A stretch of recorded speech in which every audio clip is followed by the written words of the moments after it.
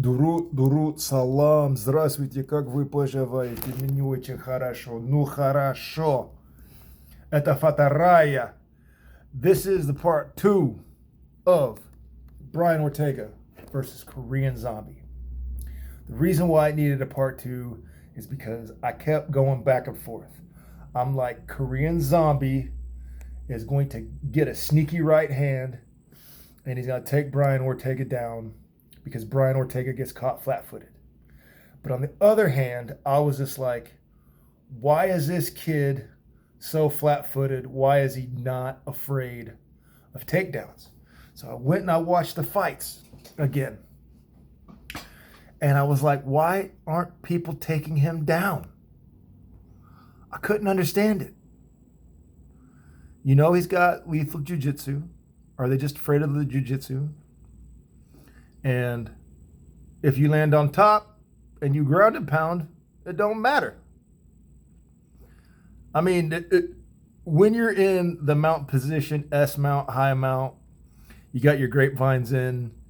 I mean, the defense is limited. You know, you're either trying to catch him in an armbar, you're trying to shoot through the back door, you're trying to get him in guard, you're trying to bridge and roll. There's not a lot of things. It's not. What I'm getting at is it's worth taking a jiu-jitsu master to the ground if you can get side control or ground and pound. There's not a lot of guys that can get out of stuff like that. Jorge Masvidal is a guy that can get out of stuff like that, and probably Brian Ortega can get out of stuff like that. But it's better than him taking you down. So I watch more tape, and it's the guillotine. Brian Ortega might have the best guillotine I've ever seen. And that's why he's not afraid of people taking him down, because if they shoot, he goes for the neck. So Korean Zombie's what he does is he kind of waits for people and then gets into a hand exchange, and he's clever.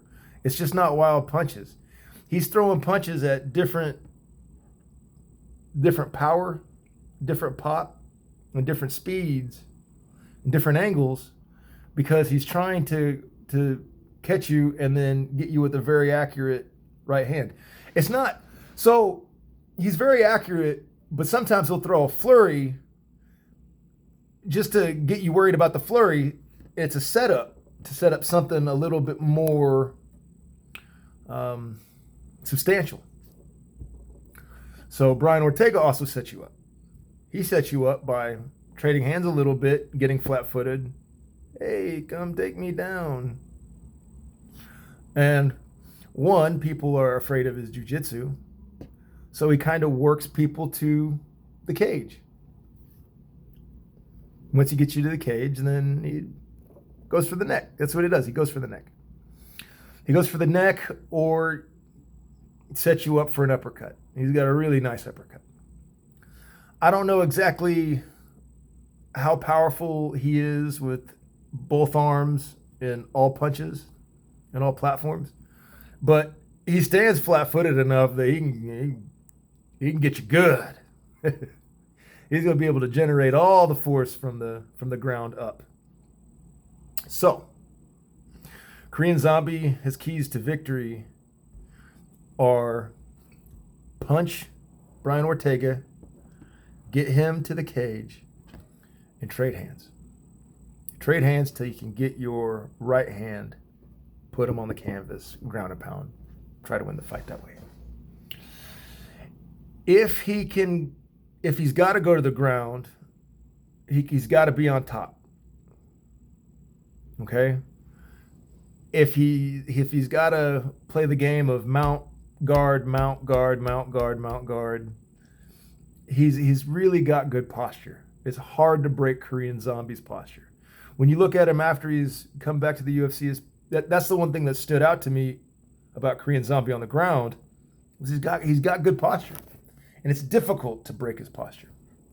So if Brian Ortega has him in guard, you know, it would be difficult to get that armbar from guard or whatever else. It would be more of a control game in guard, but Brian Ortega would probably go for a figure four or something like that. You know, Darce choke, something. His jiu-jitsu is good enough that he'd give up guard to do something else. His transitions are beautiful. Brian Ortega's transitions are beautiful. I really became a fan of Brian Ortega jiu-jitsu. The jiu-jitsu that he personally runs is beautiful. It looks like really, really old school Brazilian jiu-jitsu, high levels. Like, there's parts of him that look like Masvidal, but there's parts of him that just look Brian Ortega. I don't know. I can't name somebody else who transitions like that. It gets you for the guillotine. You'll pass it, but he doesn't give it up. He's got something else lined up, you know, and then he tries to trap an arm in there. And all the various guillotine chokes, all the names are escaping me. You know, the get an arm in here or pull over or a twist choke. There's all kinds of a wrench, neck wrench. There's all very from a guillotine kind of platform. There's all kinds of submissions, chokes and submissions. But he's the kind of guy that'll go for a guillotine just to get you to think about the guillotine and then land the armbar, standing. Just sick. So the fanboy in me really wants Brian Ortega to pull off something just nasty, something nasty, some submission that I can remember forever. You know, the analyst in me is like, well, Korean Zombie might get him boxing, and if he can put him to the cage and box, you know, and play a distance game, he's got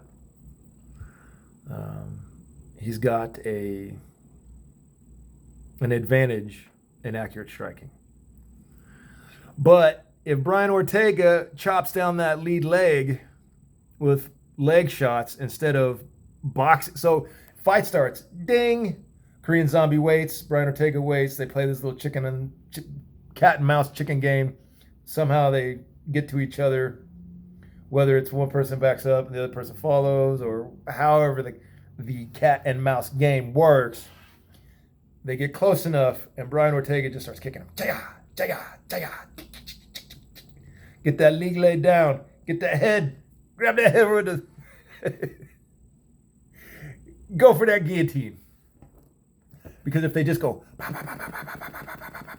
with hands, you know, Brian Ortega, he does have some knockout power, but Korean Zombie, bro. If it's a game of hands. And if Brian Ortega messes around and gets stung, then Korean Zombie could take him down, land on top. And it's gonna be hard to bridge that guy. Korean Zombie is not a chump. He's not a chump. Don't think you can bridge him. Don't think that you could just because your Brazilian Jiu-Jitsu is sick, that you're gonna be able to bridge him off or put him in guard and then have a control game guard play. It's his posture again. So if I could see that Brian Ortega needs to just attack that lead leg, get him forward, get him looking forward, you know, and go for the neck, then if I can see that, Brian Ortega can see that. And if I can see that, then Korean Zombie can see that. So maybe Korean Zombie's got a game plan for Brian Ortega, but I don't know. The college football coach Nick Saban one time said something. I remember. You can't cover ghosts. And what he meant by that is you can't develop a game plan on what they might do. You got to develop a game plan on what they've done and how to protect where you're vulnerable. Okay? So you attack what's weak in them and you protect what's weak in you. All right? So what's weak for Korean Zombie? Well, he doesn't want to play a ground game with Brian Ortega. All right. Well, so how do you mitigate that? You attack, and then you take him down. Well, you don't want to shoot on Brian Ortega because it puts you in a guillotine. Okay, so where does that leave us? Well, we got to trade hands. We got to get Brian Ortega in a hand trading game. All right, so Brian Ortega, what do you want to do?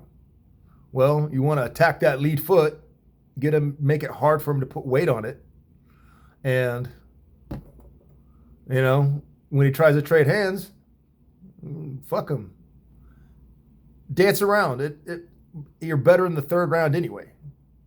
You finish when people get tired. You fucking finish them with brilliant submissions. So attack that lead leg, dance him around. Whenever he leans that head forward, whenever that is, do neck play. Go for that, or try to sucker him into going to the ground. But Brian Ortega wants to be the one to initiate the takedown. And from what I haven't watched every second of every fight, but from what I've seen, what he likes to do is get you leaning forward and take that neck.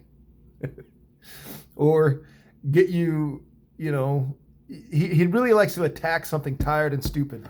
So if your lead arm is straight, he wants to grab that and put you in a standing arm bar. He really likes to do a lot of standing, a lot of sacrifice, a lot of suicide stuff, and it's awesome to watch. I wouldn't coach anybody that way, but I would certainly pay to see someone do it that way, man. It's awesome. So here's how I see been rambling. Here's how I see the fight going down. Brian Ortega attacks the lead leg. Korean Zombie stings him. He does, man.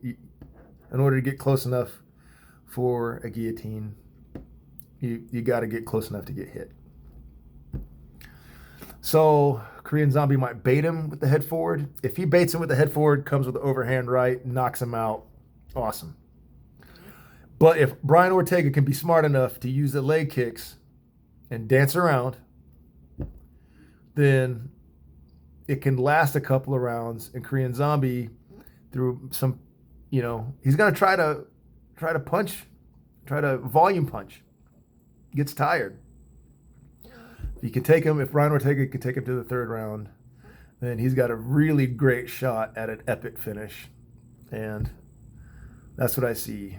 Have I seen anything enough to call it? No. But I would lean to Brian Ortega. If Brian Ortega can all he's got to do is just have a chin enough. And plus, I think he's going to be bigger. I think he's going to be bigger than Korean Zombie in the fight. He looks bigger on tape. It looks remarkably bigger on tape. So if he can survive the right hand, the one or two times he's going to get stung, take it deep into the second or third, attack that lead leg, and then catch him when Korean Zombie either dips the chin or Korean Zombie decides that his lead leg is getting beaten. He's got to go to the ground and he tries to shoot. So that's what I see. Yeah. You know what? Maybe I will call this Brian Ortega submission, second or third round. All right, why not? That's what I want to see. You can't be right on all of them.